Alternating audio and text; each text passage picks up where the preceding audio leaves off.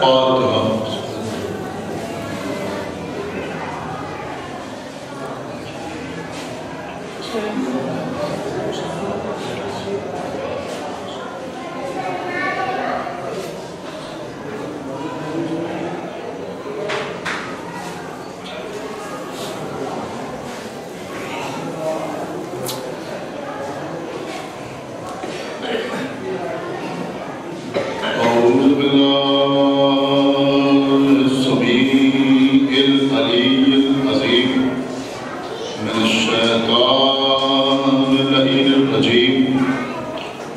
بسم اللہ الرحمن الرحیم۔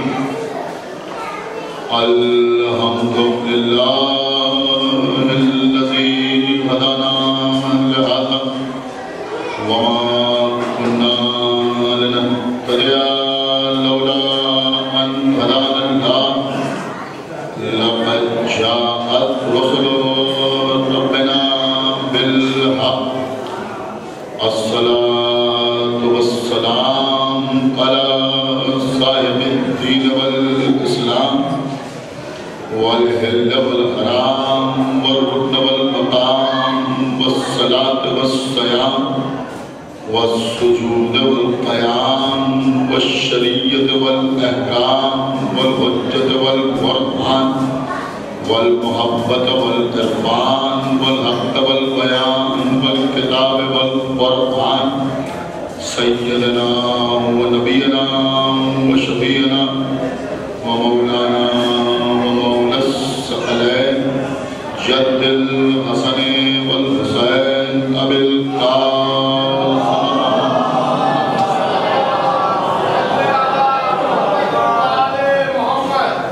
وعلى أهل بيته الطيبين الطاهرين المعصومين المظلومين المنتخبين المنتجبين الذين أذهب الله عنهم الرجس وطهرهم تطهيرا۔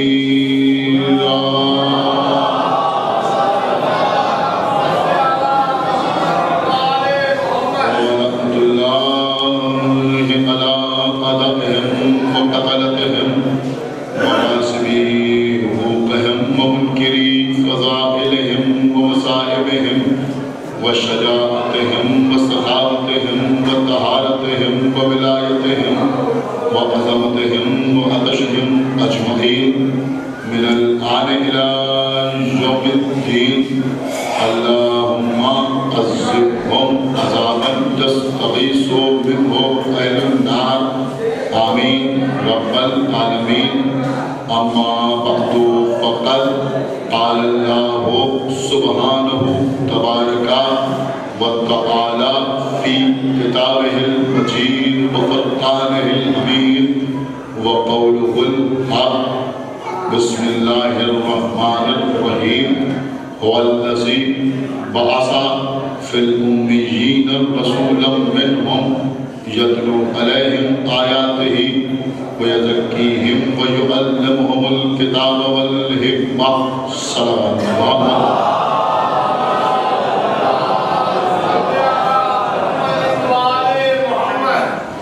سورہ جمعہ کی آیت مبارکہ ہے، اس پر خالق کائنات نے ارشاد فرمایا ہے کہ اللہ وہ ہے جس نے امیین کے درمیان انہی میں سے ایک کو رسول کی حیثیت سے مبعوث کرتا ہے۔ وہ ان کے درمیان آیات الہی کی تلاوت کرتا ہے، ان کو ان کے نفسوں کو پال کرتا ہے اور ان کو کتاب اور حکمت کی تعلیم دیتا ہے۔ اگلے سال یہ موضوع میں نے اس لیے اختیار کیا کہ عام طور پر لوگ یہ سمجھتے ہیں اور کچھ لوگ جانتے بوجھتے یا غلط فہمی پھیلانے کی کوشش کرتے ہیں کہ ولایت، خلافت، امامت قدر، غدیر، شہادت ثالثہ، یہ سب اختلافی موضوعات ہیں۔ اگر ان موضوعات کو نہ چھوڑا جائے تو مسلمانوں کے درمیان کسی قسم کا کوئی اختلاف نہیں، لوگوں کے درمیان اتحاد ہو جائے اگر ولایت امیر المومنین پر گفتگو نہ کی جائے، مسلمان متحد ہو جائیں اگر غدیر کا تذکرہ، آپس میں کسی قسم کا اختلاف باقی نہ رہے اگر فدق پر تبصرہ نہ کیا۔ لیکن عزیزوں، ان مجالس میں یہ میسج دینا چاہتا ہوں، یہ پیغام لوگوں تک پہنچانا چاہتا ہوں کہ اختلاف اصل میں رسالت اور نبوت کی بات ہے، اور اسی اختلاف کی وجہ سے باقی سارے اختلافات پیدا ہوتے ہیں۔ صلوات محمد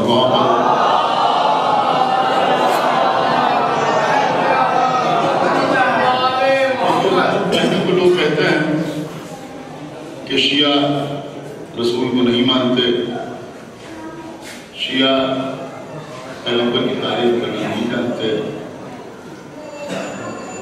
ملت جعفریہ کے شعراء نعت پڑھنا نہیں جانتے، مرتبت خوب کہتے ہیں، مولا علی کی تعریف خوب کرتے ہیں، لیکن یہ لوگ اللہ کے رسول کو نہیں مانتے۔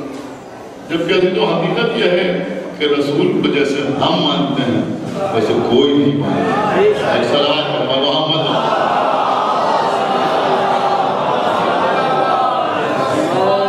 اس سال انشاءاللہ 20 محرم تک کی مجالس اسی موضوع کے اوپر آپ اللہ کے سامنے بات کرنے کا شرف حاصل کرنا ہے۔ دیکھیے، آج میں صرف یہ عرض کرنا چاہ رہا ہوں کہ اللہ نے اس آیت مبارکہ میں پیغمبر کی خلقت کا تذکرہ نہیں کیا بلکہ پیغمبر کی بعثت کا تذکرہ کیا۔ جب اللہ نے جناب آدم کا تذکرہ کیا تو اس انداز سے کیا کہ انی جاعل فی الارض خلیفہ، میں زمین پر ایک خلیفہ بنانے والا۔ اس کا مطلب یہ ہوا کہ قرآن میں جب جناب آدم کا تذکرہ ہوا تو اس انداز سے ہوا کہ میں خلق کرنے والا ہوں، میں پیدا کرنے والا ہوں، میں بنانے والا ہوں۔ لیکن جب آخری رسول کا تذکرہ ہوا تو اللہ نے یہ نہیں کہا کہ اللہ وہ ہے جس نے امیین کے درمیان ایک رسول کو پیدا کیا، یا اللہ نے امیین کے درمیان ایک رسول کی حیثیت سے خلق کیا، بلکہ اللہ نے فرمایا کہ هو الذی بعث، کہ اللہ وہ ہے کہ جس نے مبعوث کیا، جس کو اگر آسان لفظوں میں ترجمہ کیا جائے تو یوں ہوگا کہ اللہ نے امیین کے درمیان ایک رسول بھیجا۔ ایک صلوات محمد۔ بتانے کی اور سمجھانے کی بچوں کو ضرورت نہیں ہے کہ بنانا اور ہوتا ہے اور بھیجنا اور ہوتا ہے۔ صلوات محمد۔ تو اللہ تعالیٰ کہ ہم نے ان کو بھیجا، اس کا مطلب یہ ہوا کہ ہم اس بات کا اندازہ نہیں لگا سکتے کہ یہ کب سے رسول ہیں، اور ہم اس بات کو نہیں سمجھ سکتے کہ یہ کب سے نبی ہیں۔ خود پیغمبر اسلام ارشاد فرما رہے ہیں کہ کنت نبیًا وآدم بین الماء والطین، میں اس وقت بھی نبی تھا کہ جب آدم آب و گل کے درمیان تھے۔ تو عزیزوں، اختلاف تو یہیں تو شروع ہو گیا کہ دوسرے یہ سمجھتے ہیں کہ جب 40 برس کے ہوئے تب نبی ہوئے، ہم یہ سمجھتے ہیں کہ اس وقت بھی نبی تھے جب آدم آب و گل کے درمیان تھے۔ ایک صلوات محمد۔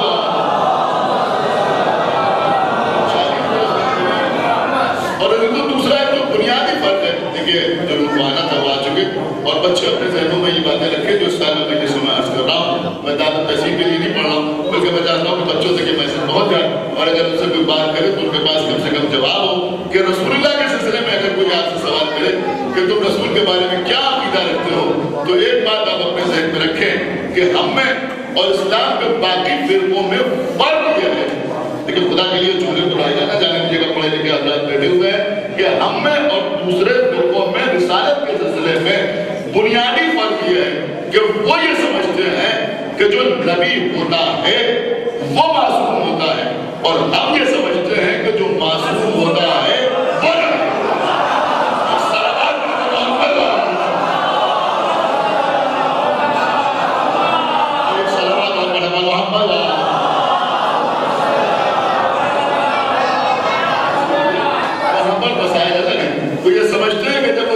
برس کے ہوئے تب اللہ نے ان کو نبی بنایا، جب وہ 40 برس کے ہوئے تب اللہ نے ان کو رسول بنایا۔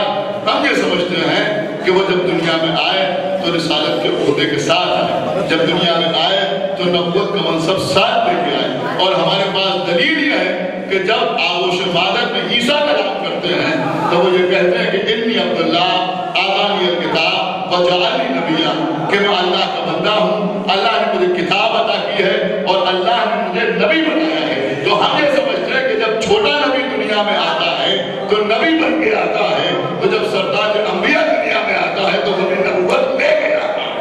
ایک صلوات پڑھنا محمد خدا محمد صاحب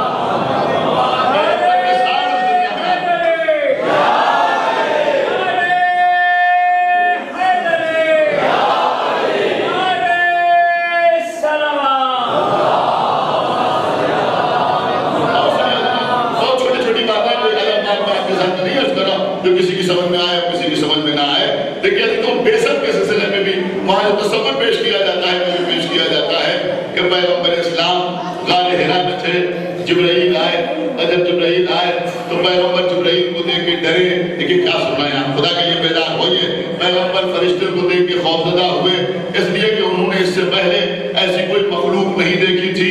پیغمبر ڈرے، جبرائیل نے پیغمبر کو پکڑا اور پکڑنے کے بعد کہا کہ پڑھو، غور فرمائے، کہا کہ پڑھو۔ کچھ ایسا لگتا ہے کہ جیسے کوئی بچہ غور فرمائے پہلی بار اسکول گیا ہو اور وہاں ٹیچر نے کہا کہ پڑھو، اسی طرح سے جبرائیل نے کہا پڑھو، اور پیغمبر نے پوچھا کیا پڑھیں، تو اللہ نے کہا اقرأ باسم ربک الذی خلق۔ تب پیغمبر اسلام نے پڑھا، جبرائیل نے پیغمبر کو سینے سے لگایا اور اس کے بعد دبایا، اور تمام باتیں لوگ پڑھتے ہیں اور لوگ سنتے ہیں، اور اس کے بعد یہ بھی پڑھا جاتا ہے کہ جبرائیل نے پیغمبر کا آپریشن کیا، اور آپریشن کرنے کے بعد جو نقطۂ کفر تھا وہ نکالا۔ توجہ فرمائیے گا، جو نقطۂ کفر تھا وہ نکالا۔ ہم نے پوچھا کہ بھئی یہ نقطۂ کفر تھا کیوں؟ تو لوگوں نے کہا صاحب یہ بشریت کا تقاضا ہے، چونکہ پیغمبر بشر کی حیثیت سے دنیا میں آئے تھے، لہذا نقطۂ کفر ان کے دل میں موجود تھا۔ جبرائیل نے سینہ چاک کر کے وہ نقطۂ کفر نکال دیا۔ اب ایک سوال کیا تھا خطیب الایمان مولانا مظفر صاحب طاہر ولی نے مجلس میں، ہو سکتا ہے آپ حضرات کو بھی یاد ہو جو بزرگ یہاں بیٹھے ہوئے ہیں، ہو سکتا ہے بچوں کے لیے نئی بات ہو، لیکن میں عرض کر رہا ہوں، انہوں نے فرمایا کہ بھئی ٹھیک ہے تمہاری ہی بات ہم نے مان لی کہ ہر بشر کے دل میں ایک نقطۂ کفر ہوتا ہے۔ جبرائیل آئے، انہوں نے آپریشن کیا، آپریشن کر کے نبی کے دل سے وہ نقطۂ کفر نکال دیا۔ انہوں نے کہا بھئی نبی کا آپریشن تو جبرائیل نے کیا، کسی صحابی کا آپریشن بھی جبرائیل نے کیا۔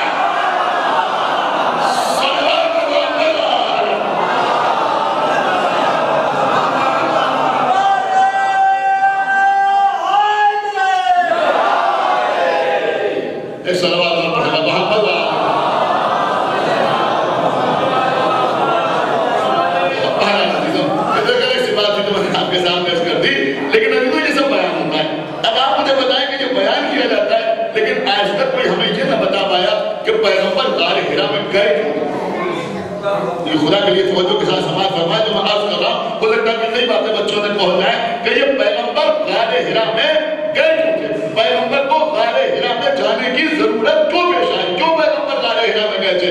آئیے ہم آپ کو بتاتے ہیں کہ پیغمبر غار حرا میں کیوں گئے تھے، اور ہم آپ کو نہیں بتا رہے بلکہ جہاں تک ہماری آواز آ رہی ہے ان تمام لوگوں کو بتانا چاہتے ہیں کہ ہم سے سنو کہ رسالت کے سلسلے میں ہمارا عقیدہ اور نظریہ کیا ہے۔ دیکھیے ہمارا عقیدہ اور نظریہ یہ ہے کہ جس وقت پیغمبر اسلام کو اللہ نے مبعوث پر رسالت کیا، کیا سن رہے ہیں، جس وقت پیغمبر کو حکم ہوا کہ اب آپ اعلان رسالت کر دیں، اس وقت 3 طرح کے گروہ بلکہ 4 طرح کے گروہ اس وقت مکے میں موجود تھے۔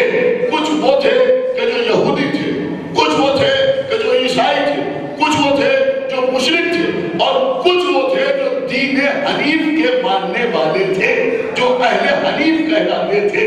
آپ غور فرمائیں، یہ لوگ جناب ابراہیم کی شریعت پر عمل کرنے والے تھے، اور تمام کے تمام بنی ہاشم اسی دین حنیف کے ماننے والے تھے۔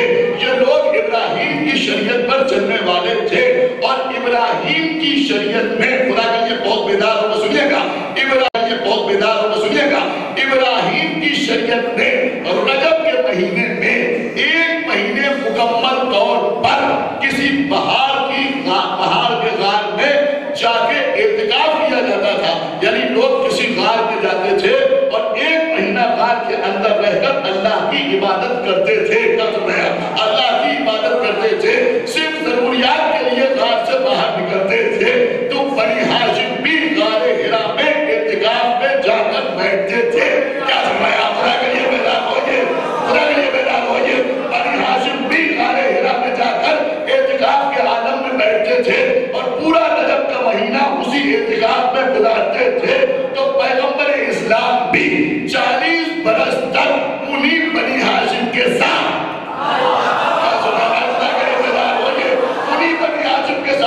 غار حرا میں اعتکاف کے عالم میں رہتے تھے۔ اسی اعتکاف کے عالم میں پیغمبر پر وحی نازل ہوئی۔ اسی اعتکاف کے عالم میں پیغمبر پر پہلی مرتبہ وحی نازل ہوئی۔ اب جو لوگ یہ کہتے ہیں کہ پیغمبر نے فرشتے کو پہچانا نہیں، پیغمبر ڈرے، پیغمبر خوف زدہ ہوئے، اب میں اس کا جواب آپ کے سامنے عرض کراؤں۔ صلوات پہلے بڑھے بڑھوا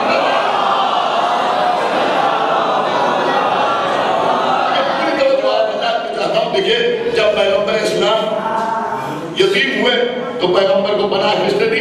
کہ جناب ابو طالب نے، جناب ابو طالب نے پیغمبر کو پناہ دی۔ جب پیغمبر کچھ اور بڑے ہوئے تو جناب ابو طالب نے اپنے بھتیجے کو یہ مشورہ دیا کہ بیٹا جس طرح سے اور قبیلوں کے سردار خدیجہ کا مال لے کر دیگر ممالک کی منڈیوں میں جاتے ہیں تجارت کرنے کے لیے، ویسے ہی آپ بھی مال خدیجہ لے کر شام یا افریقہ یا دیگر ممالک میں جہاں لوگ جاتے ہیں، جہاں آپ جانا پسند کریں وہاں وہ مال لے کے جائیں۔ اس وقت جناب خدیجہ مکے کی ایک بہت بڑی تاجرہ تھی، آپ غور فرمائیں، بہت بڑی تاجرہ تھی، بہت بڑے اسٹیٹ کی مالک تھی جناب خدیجہ الکبریٰ، جن کے لیے اکثر وہ تمہیں یہ جملہ کہا کرتے ہیں، میرا جملہ نہیں ہے، کہ وہ عرب کی عرب پتی خاتون تھی، عرب کی عرب پتی خاتون تھی جناب خدیجہ۔ جناب خدیجہ کے پاس بے شمار غلام تھے، جناب خدیجہ کے پاس بے شمار کلیمیں تھیں، جناب خدیجہ کے پاس بے شمار ناکے تھے، بے پناہ دولت کی مالکہ تھی جناب خدیجہ۔ بڑے بڑے قبیلوں کے سردار جناب خدیجہ کے پاس آتے تھے، خدیجہ کا مال لے کے جاتے تھے، کوئی شام جاتا تھا، کوئی حبش جاتا تھا، کوئی یمن جاتا تھا، اور اس کے بعد وہاں سے واپس آتے تھے۔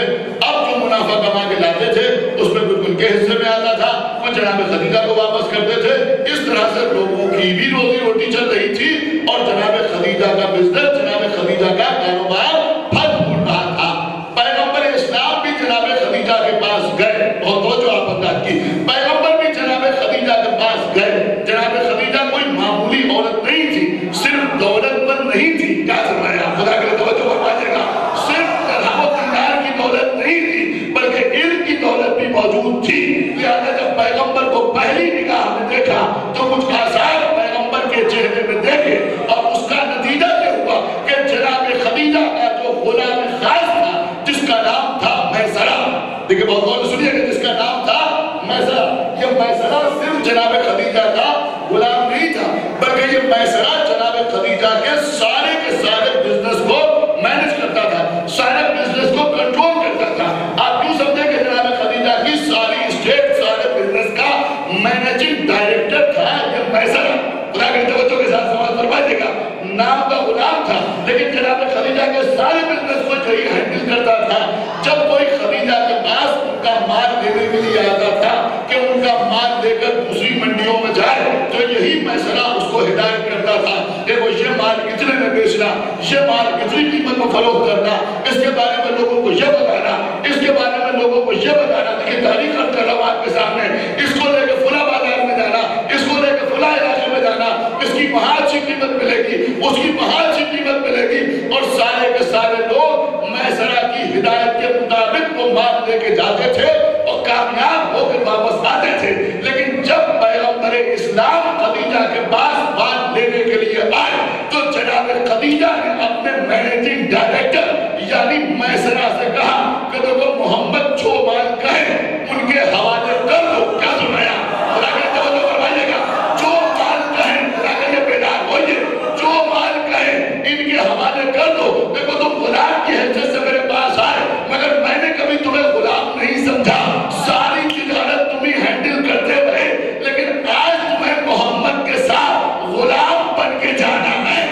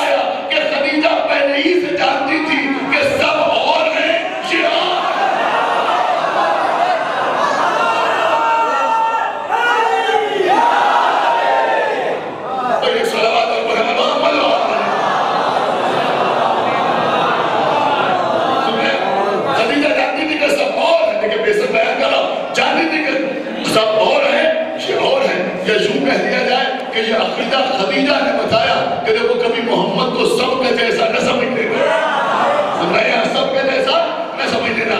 اب عزیزو جناب خدیجہ کا وہ غلام میسرہ پیغمبر کے ساتھ کیا، پیغمبر شام گئے، مال فروخت کیا، مال فروخت کرنے کے بعد واپس آئے، جب واپس آئے تو خدیجہ نے اپنے غلام سے نہیں پوچھا کہ محمد نے مال کیسے فروخت کیا، کتنا منافع ہوا، کیا سمجھایا، کتنا منافع نہیں ہوا، صرف یہ کہا کہ یہ بتاؤ کہ راستے میں حالات کیا رہے۔ کیا سمجھایا، اے خدا کے لیے بیدار ہوئیے، تم نے محمد میں کون سی نشانیاں دیکھی؟ بڑی قیمتی بات میں اس وقت آپ کے سامنے عرض کر رہا ہوتی تو محب الدین طبری نے اپنی کتاب سیرت خیر البشر، لیکن سنیے ہمارا لکھنے والا نہیں، پورے حوالے کے ساتھ گفتگو کر رہا ہوں، محب الدین طبری سیرت خیر البشر اور علامہ ابن قیم زاد المعاد میں تحریر کرتے ہیں کہ میسرہ نے کہا اپنی مالکہ سے کہ میں نے یہ دیکھا کہ جب یہ محمد سفر کرتے ہیں، جب محمد سفر کرتے ہیں اور دھوپ تیز ہوتی ہے تو کبھی ان کے سر پر، لیکن اس سال جب میں اسے پڑھا سارے انداز گزارش کروں گا، خدا کے لیے کوشش کیجئے وہ میں اس نہ ہونے پائے، کچھ نہ کچھ نئی باتیں انشاءاللہ آپ تک پہنچ جائیں گی۔ میسرہ کہتا میں نے دیکھا کہ جب دھوپ تیز ہوتی ہے تو کبھی ان کے سر پر بادل سایہ کرتا ہے اور کبھی میں نے دیکھا کہ ان کے سر پر فرشتہ اپنے پروں سے سایہ کیے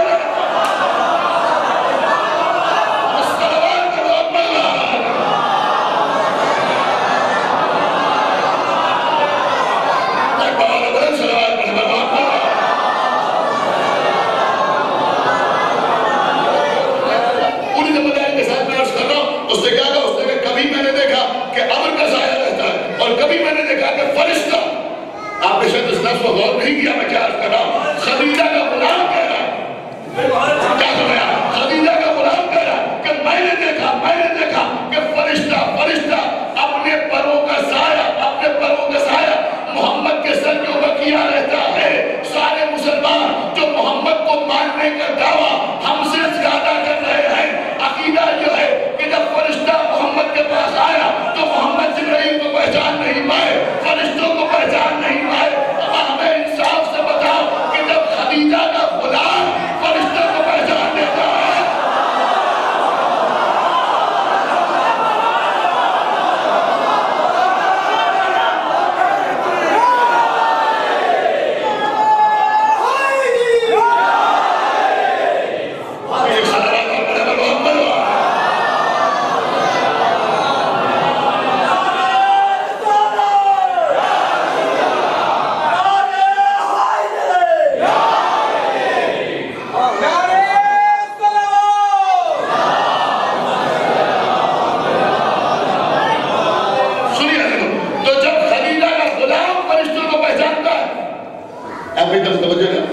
جب خدیجہ کا غلام فرشتے کو پہچانتا ہے تو بس خدیجہ کا شوہر فرشتے کو کیوں نہیں پہچانے گا؟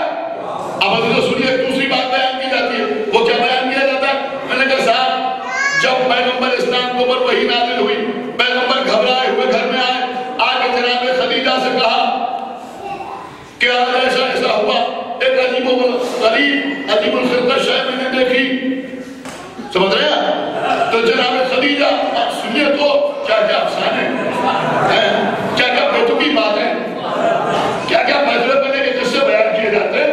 میں نے کہا پیغمبر نے جناب خدیجہ سے کہا میں نے ایسی چیز دیکھی، تو جناب خدیجہ پیغمبر کو لے کر اپنے کزن، اپنے چچا داد بھائی ورقہ بن نوفل کے پاس گئے۔ ایک سوال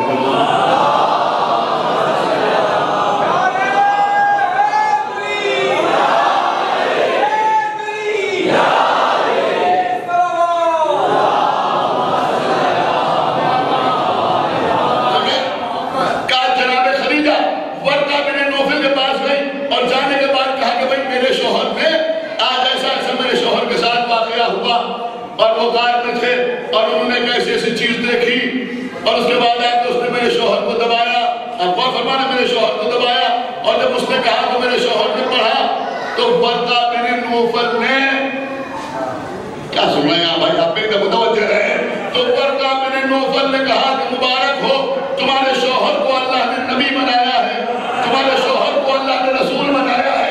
اما کیا فرسودہ عقیدہ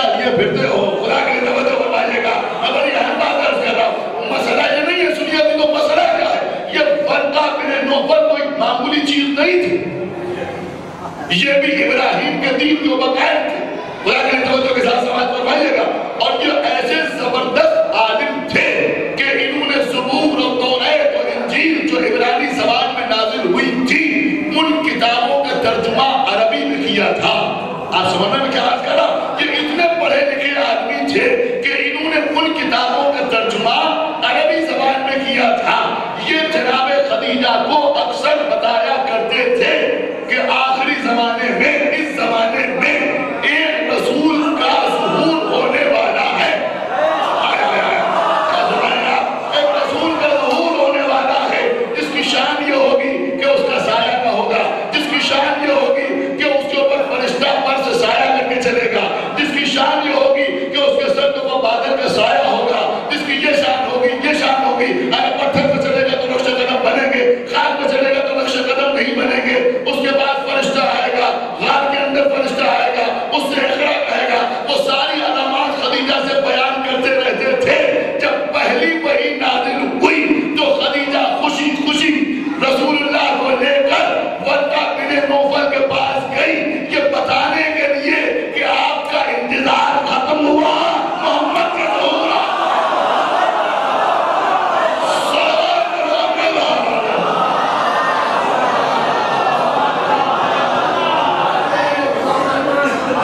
کہ آپ جس کا انتظار کر رہے تھے اس کا انتظار ہو گیا، اس کا ظہور ہو گیا، آپ کا انتظار ختم ہوا۔ اور یہ ہے جناب خدیجہ، یہ ہے جناب خدیجہ، سب سے پہلے رسول اللہ پر ایمان لانے والی بی بی جناب خدیجہ۔ سب سے پہلے رسول پر ایمان لانے والی بی بی جناب خدیجہ۔ اب جب لوگوں کی کچھ سمجھ میں نہیں آتا کہ خدیجہ کے بارے میں کیا کہا جائے، حالانکہ خدیجہ تو خدیجہ کے غلام میسرہ کی برابری کوئی نہیں کر سکتا۔ سنا آپ نے نہیں سنا؟ خدیجہ کے غلام میسرہ کی برابری کوئی نہیں کر سکتا۔ لیکن جملہ عرض کر رہا کیوں نہیں کر سکتا؟ کہا اس لیے کہ میسرہ نے فرشتے کو دیکھا۔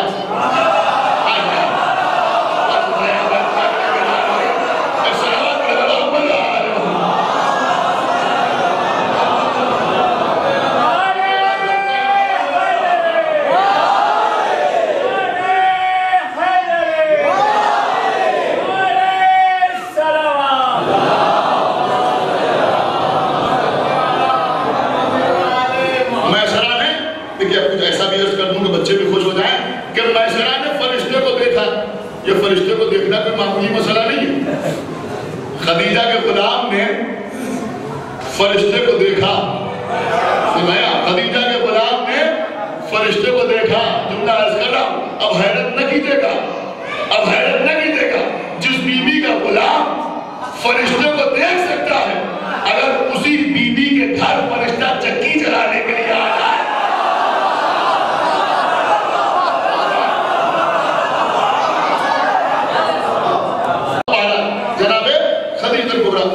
تو ان کے غلام نے فرشتے کو دیکھا۔ کتاب کا نام سوائد محرقہ، سوائد محرقہ میں جہاں پر خلیفہ دوم کے فضائل لکھے ہیں، وہاں پر یہ تحریر ہے کہ پیغمبر اسلام نے فرمایا کہ ہر امت میں، ہر نبی کی امت میں ایک محدث ہوتا ہے، مگر اللہ نے میری امت میں، دیکھیے روایت ان کی ہے، اس کے لفظ اور ہر فرق کے اباز آئے، ہم ذمہ دار نہیں، سمجھ رہے ہیں کہ نہیں سمجھ رہے ہیں؟ ہم ذمہ دار نہیں، وہ لکھ رہے ہیں کہ رسول نے فرمایا کہ ہر امت میں ایک محدث ہوتا ہے، پھر فرمایا کہ میری امت میں کوئی محدث نہیں ہے، اگر کوئی محدث ہوتا تو یہ ہوتے، سمجھ رہے ہیں؟ اگر کوئی محدث ہوتا تو یہ ہوتے، خلیفہ دوم کے لیے کہا کہ اگر کوئی محدث ہوتا تو یہ ہوتے۔ اب محدث کہتے کسے ہیں؟ انہی کی کتابوں میں محدث کی تعریف لکھی ہوئی ہے، وہ لکھتے ہیں محدث اسے کہتے ہیں کہ جو فرشتے کو دیکھتا نہیں، فرشتے کو، جو فرشتے کو دیکھتا نہیں، خالی فرشتے کی آواز سنتا ہے۔ ایک بار گیا آپ نے بھائی خدا کے لیے بیدار ہو گئے، فرشتے کو دیکھتا نہیں، دیکھتا نہیں، صرف فرشتے کی آواز سنتا ہے، آواز سنتا ہے، وہ محدث کہلاتا ہے۔ لیکن جو محدث ہوتا ہے، اب دیکھو ان کی بات ہے نا، انہیں کی بات عرض کر رہا ہوں، جو محدث ہوتا ہے وہ خالی فرشتے کی آواز سنتا ہے، فرشتے کو دیکھتا نہیں۔ اس کا مطلب یہ ہوا کہ آپ نے قبول کیا کہ رسول کے اصحاب میں کسی نے فرشتے کو دیکھنا تو دور، فرشتے کو دیکھنا تو دور، کسی نے فرشتے کی آواز بھی نہیں سنی۔ اس کا مطلب یہ ہوا کہ خلیفہ اول نے فرشتے کی آواز نہیں سنی، خلیفہ دوم نے فرشتے کی آواز نہیں سنی، فرشتے کی آواز نہیں سنی۔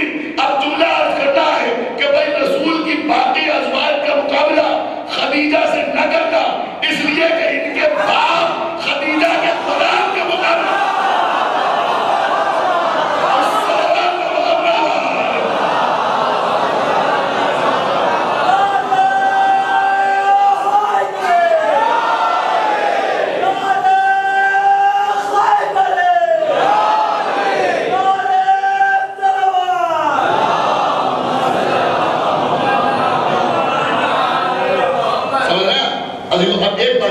سنتے چلیے کہ کتاب کا نام ہے تحفہ اثنا عشریہ۔ دیکھیں میں بہت خطرناک کتابوں کا ذکر کر رہا ہوں، کتاب ہے تحفہ اثنا عشریہ۔ تحفہ اثنا عشریہ ہماری مخالفت میں لکھی ہوئی کتاب، ہماری موافقت میں نہیں لکھی گئی، اہل بیت کی محبت میں نہیں لکھی گئی، ہماری مخالفت میں لکھی ہوئی کتاب ہے جس کا نام ہے تحفہ اثنا عشریہ۔ اس کتاب میں صاحب تحفہ تحریر کرتے ہیں کہ یہ شیعہ بے وجہ یہ الزام لگاتے ہیں کہ اہل سنت کا یہ عقیدہ ہے کہ ایک بار پیغمبر نے حالت نماز میں کچھ کلمات ایسے زبان میں جاری کر دیے جو اللہ کے بجائے شیطان نے ان کی زبان سے جاری کرا دیے۔ انہوں نے لکھا کہ ایسا عقیدہ ہمارا نہیں ہے، بلکہ ہمارا یہ عقیدہ ہے کہ ایک دن شیطان پیغمبر کی صورت اختیار کر کے آ گیا۔ کیا سن رہے ہیں آپ بھائی؟ خدا کے لیے توجہ فرمائیے گا، الزام ہم پر ہے نا کہ ہم رسول کو نہیں مانتے۔ اب سنیے وہ کہتے ہیں شیطان پیغمبر کی صورت بنا کے آ گیا اور اس نے غرانیق کی یعنی بتوں کی اصنام کی کچھ تعریف کی، اور جب اس نے تعریف کی تو اس سے فائدہ یہ ہوا کہ جو مشرکین تھے انہوں نے سمجھا کہ رسول اللہ ان کے بتوں کی تعریف کر رہے ہیں، لہذا ان میں جو رسول اللہ کے لیے دل میں عداوت تھی وہ کچھ کم ہو گئی۔ کیا سن رہے ہیں؟ وہ کچھ کم ہو گئی۔ پھر آگے بڑا معنی خیز جملہ لکھتے ہیں، لیکن مسلمانوں نے شیطان کی آواز نہیں سنی، اس لیے کہ مسلمان شیطان کی آواز نہیں سن سکتے۔ آپ کہیں پہنچے نہیں پہنچے؟ کیا آج کل آپ کہیں پہنچے یا نہیں پہنچے؟ لیکن بھائی یہاں سے اگر سمجھدار بنوا کہیں نہیں ہوگا، اگر آپ نہ سمجھے تو کوئی نہیں سمجھے گا کہ وہ کیا لکھ رہے ہیں کہ غرانیق کی مدح شیطان نے کی، مشرکین نے سنا مگر مسلمانوں نے نہیں سنا، اس لیے کہ مسلمان شیطان کی آواز نہیں سن سکتے، مسلمان شیطان کی آواز نہیں سن سکتے۔ اب ہمیں بتاؤ کہ یہ جنگ احد میں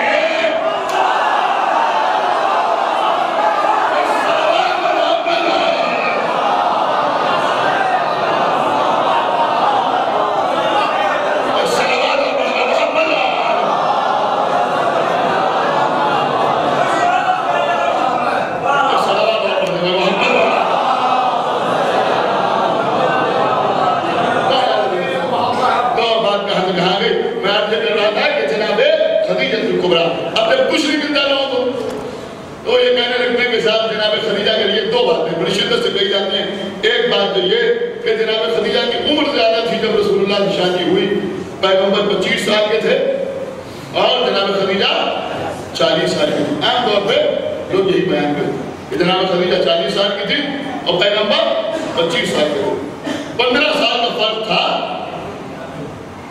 جناب خدیجہ اور پیغمبر اسلام میں۔ حالانکہ عزیزوں یہ ساری قدوتابش اور ساری محنت صرف اس لیے ہے کہ بی بی کی کمسنی کا وسیلہ بڑھا جا سکے۔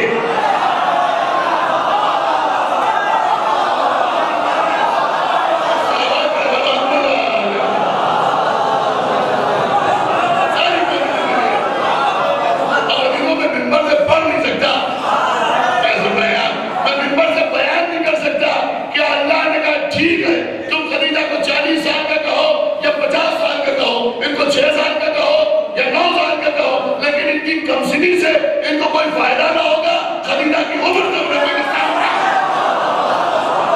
صلوات کرو عمل بہار۔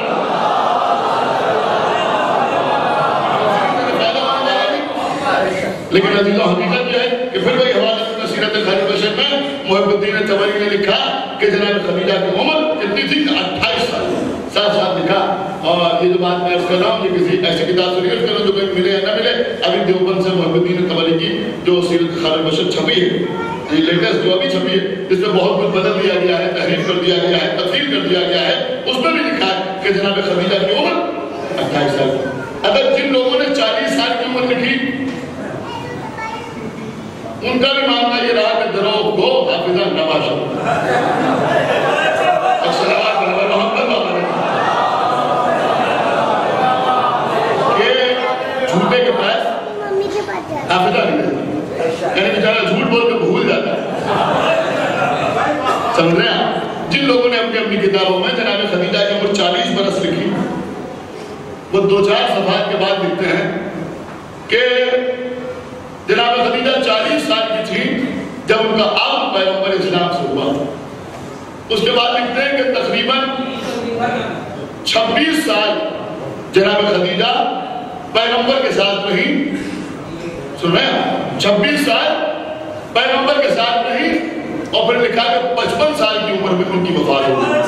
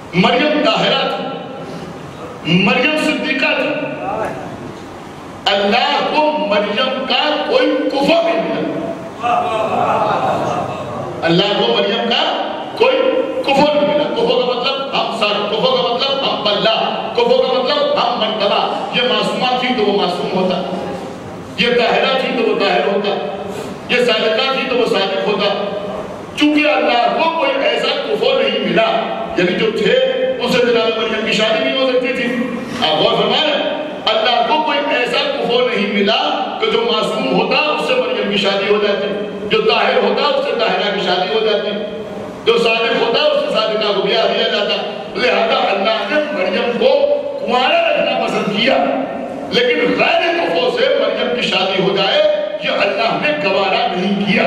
کیا سمجھا؟ اللہ نے گوارا نہیں کیا۔ تمام سیرت کی کتابوں میں ملتا ہے کہ جب جناب خدیجہ کا عقد پیغمبر اسلام کے ساتھ ہوا اور جناب ابو طالب نے خطبہ نکاح پڑھا تو اس وقت عاطف غیبی نے زمین اور آسمان کے درمیان آ کر پکار کے یہ کہا کہ اللہ اپنی ذات پر یہ کہہ کے فخر کرتا ہے کہ میں نے صادقہ کو صادق سے اور طاہرہ کو طاہر سے دیا۔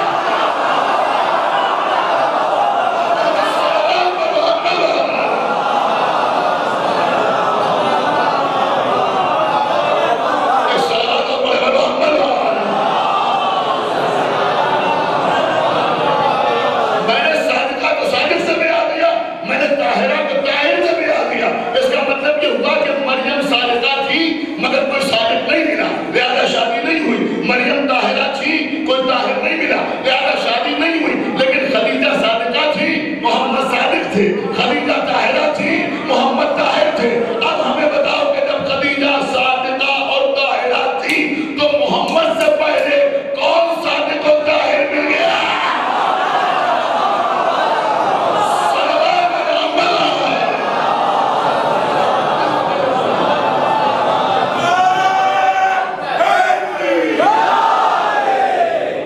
صلوات اور پڑھے محمد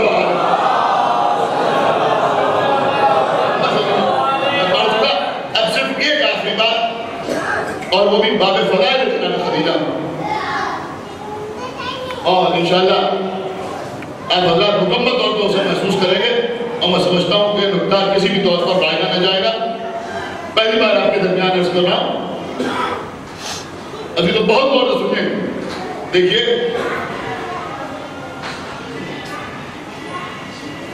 ایک نکتہ جناب ابو طالب کے سلسلے میں پڑھا جاتا ہے، میرا نہیں، ایک نکتہ جناب ابو طالب کے سلسلے میں پڑھا جاتا ہے۔ وہ نکتہ کیا ہے؟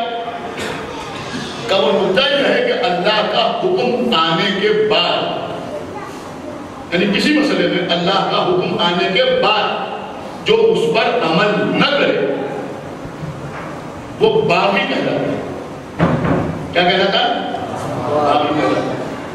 اور جو اللہ کا حکم آنے کے بعد اس پر عمل کرے وہ مومن کہلاتا ہے، اور جو اللہ کا حکم آنے سے پہلے ہی اس پر عمل کر رہا ہو وہ محسن کہلاتا ہے۔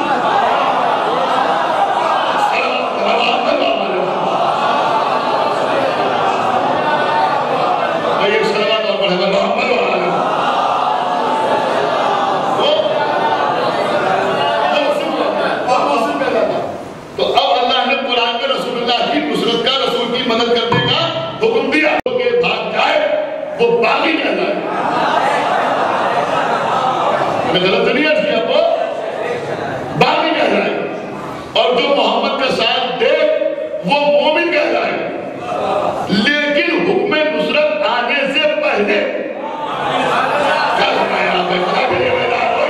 حکم نصرت آنے سے پہلے جو اپنے بیٹوں کو محمد کے بستر پر سلائے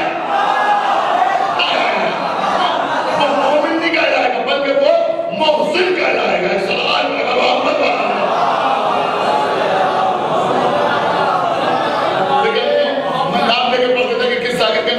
لیکن بہت سے لوگوں نے سنا ہے، اس لیے میں نے صرف یہ کہا کہ یہ نکتہ سنتے رہتے ہیں، میرا قطعی نہیں۔ تو میں بالکل دیانتداری کے ساتھ ممبر کو بیٹھتا ہوں، یہ میرا نکتہ نہیں، لیکن اس سے استفادہ کرتے ہوئے ایک میرا نکتہ ہے وہ بھی سماعت فرما لیجیے، ہو سکتا ہے آپ کام نہ ہو، اگر سمجھ میں آ جائے تو داد دے دیجیے گا، ورنہ اس کے بعد اپنے مسائل ہے۔ پوری توجہ آپ بتانا چاہتا ہوں، ابھی تو جناب خدیجہ کی پوری سیرت پڑھ جائے، بہت غور سے کا پوری سیرت پڑھ جائے تو میرا نکتہ آپ کو سمجھ میں آئے گا۔ جناب عباس ابن عبد المطلب جناب خدیجہ کا مال تجارت لے کر دوسرے ممالک میں گئے، جناب عقیل جناب خدیجہ کا مال تجارت لے کے گئے، جناب ابو طالب خدیجہ کا مال تجارت لے کے گئے، بنی تیم و بنی عدی کے افراد جناب خدیجہ کا مال تجارت لے کے گئے، خود پیغمبر اسلام جناب خدیجہ کا مال تجارت لے کے گئے، لیکن کسی تاریخ سے یہ ثابت نہیں ہے کہ جناب خدیجہ خود کبھی اپنا مال تجارت لے کر کسی بازار میں گئی ہوں؟ کیا سنا آپ نے؟ جناب خدیجہ خود کبھی کسی بازار میں گئی ہوں؟ خدیجہ گھر کے اندر ہی رہی۔ کیا سنا آپ نے؟ کیا عرض کرا خدیجہ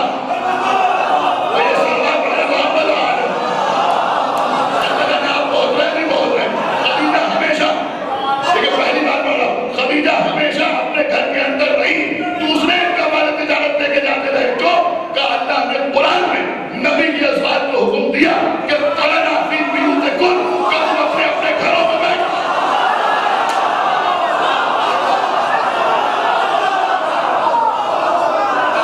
اپنے گھروں میں بیٹھو۔ اب ابھی تو حکم آنے کے بعد جو عورت میدان میں آ جائے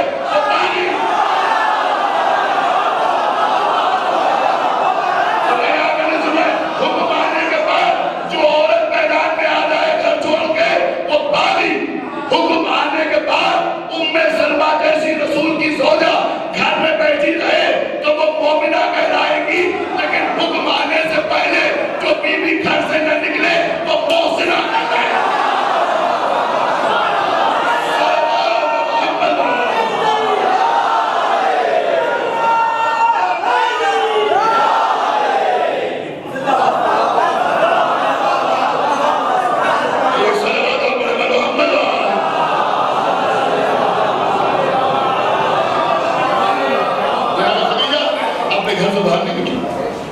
اور عزیزوں، نبی کی کچھ ازواج اور بھی ہیں جو کبھی اپنے گھر سے باہر نہیں گئی۔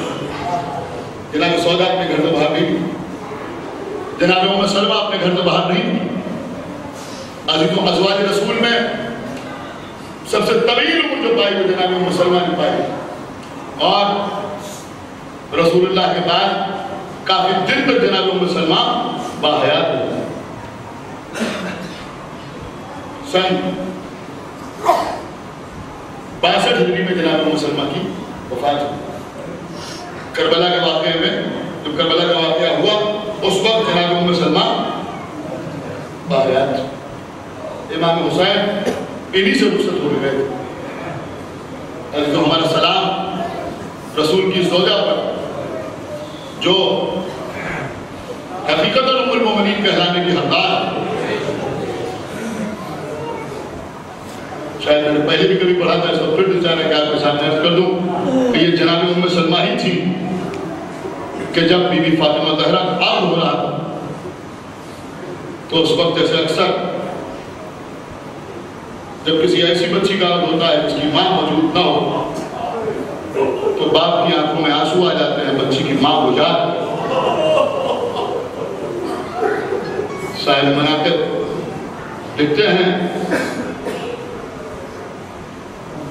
علامہ ابن شاعرہ شوق کہ بی بی فاطمہ کے آگ کے وقت پیغمبر کی آنکھوں میں آنسو آئے اور یہ فرمایا کہ کاش آج خدیجہ زندہ ہوتا۔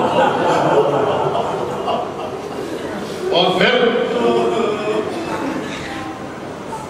پیغمبر اسلام نے فرمایا، حالانکہ اس وقت 9 یا 10 یا 11 ازواج موجود تھی، لیکن پیغمبر نے فرمایا کہ میری بیٹی کو ام سلمہ کے گھر میں دلہن بنائیں۔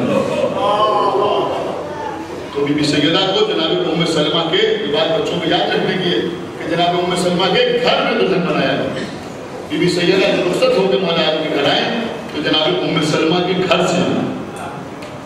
شاید اسی لیے چونکہ بچوں کو ننیال سے بہت زیادہ رغبت ہوتی ہے تو امام حسن اور امام حسین علیہ السلام کو سب سے زیادہ جو محبت تھی وہ جناب ام سلمہ سے، اس لیے کہ شہزادوں کی ولادت کے بعد ان کی حقیقی نانی دنیا میں موجود نہیں تھی، لیکن چونکہ ام سلمہ کے گھر سے بی بی فاطمہ زہرا رخصت ہو کے آئی تھی اس لیے سرکار حسنین انہی کو نانی تصور کرتے تھے۔ اور عزیزوں، وقت آخر جب امام حسین مدینہ چھوڑ کے جا رہے تھے تو سب سے زیادہ جو بی بی پریشان تھی وہ جناب ام سلمہ تھی۔ میرے لال تمہیں رات گا رہے ہو، میرا لال تمہارے نانا نے مجھے شیشے میں کچھ خیال کی تھی، کہا تھا ام سلمہ جب میرا لال حسین عراق کی جانب جائے تو یہ سمجھ لینا کہ اب میرا لال واپس نہیں آئے، اور اس خیال کو دیکھتی رہنا جب یہ خواب پور ہو جائے تو سمجھ لینا کہ میرا بچہ کربلا کے میدان میں شہید کر دیا۔ عزیزوں، لوگ کہتے ہیں کہ یہ تعزیہ کیا ہے؟ میں سمجھتا ہوں کہ یہ پہلا مٹی کا تعزیہ تھا جو رسول اللہ نے ام سلمہ کے حوالے کیا۔ امام حسین نے کہا نانی آپ کو جگہ دیکھنا چاہتی ہیں جہاں میرا سر نہ سجدہ کیا جائے گا؟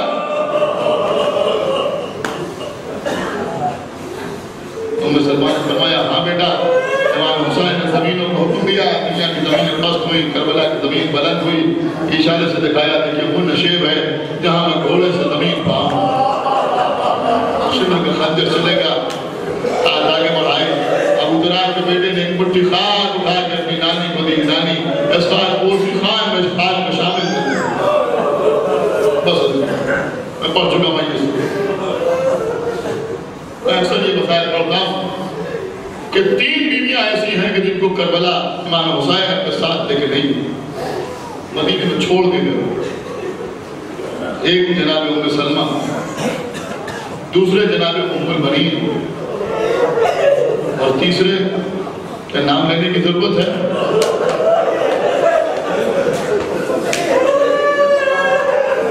حسین کی بیمار بیٹی فاطمہ صغرا، جن کو امام حسین مدینے میں چھوڑ گیا،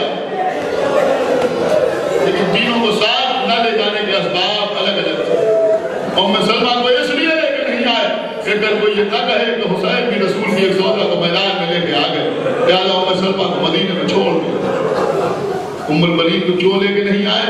ویسے یہ بھی میں عرض کر دوں کہ حسین کی مرضی حسین جانے، حسین کا منشا حسین ہی جانے، لیکن بہرحال ایک بات سمجھ میں آتی ہے کہ ایک بیٹے کے اوپر ماں کی اطاعت بھی واجب ہوتی ہے، امام کی اطاعت بھی واجب ہوتی ہے۔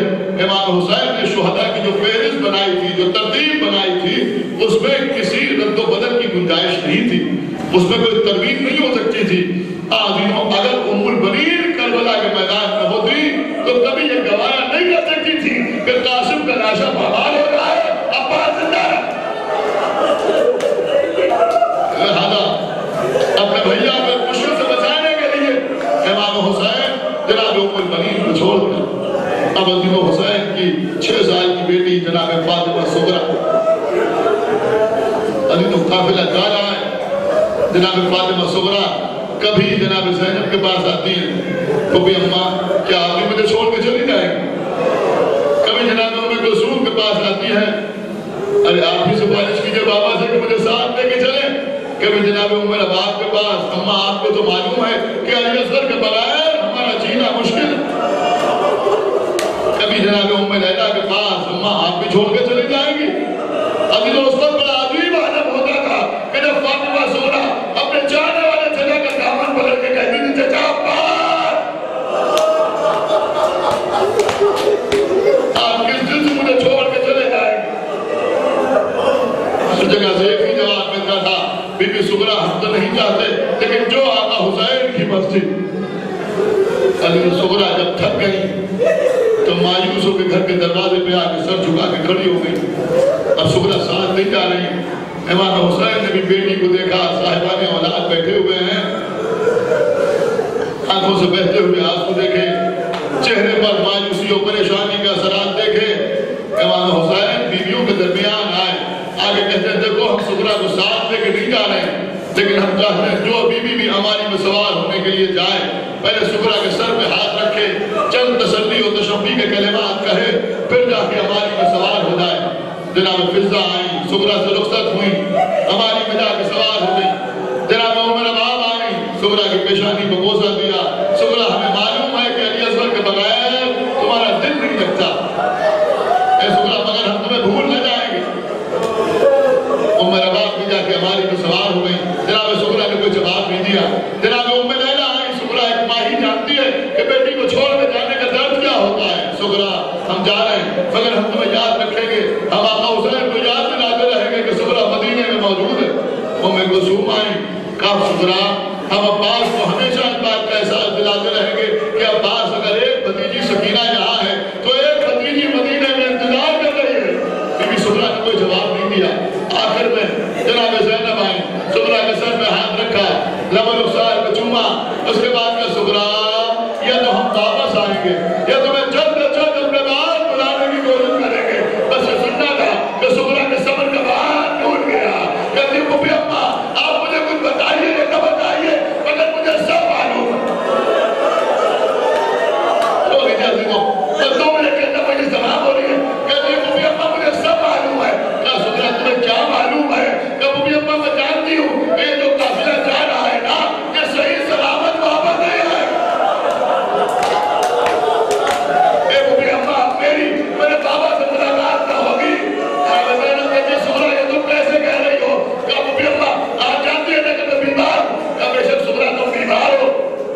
کہا پھوپھی جب رات ہو جاتی ہے سہنے خانہ میں سب اپنے اپنے بستر پر لیٹتے ہیں, ہم بھی اپنے بستر پر لیٹ جاتے ہیں, اکثر راتوں کو ہمیں نیند نہیں آتی. کہا سغرا تم بیمار ہو, یہی احساس تو ہمیں کھایا جا رہا ہے, یہی احساس تو ہمیں پریشان کر رہا ہے.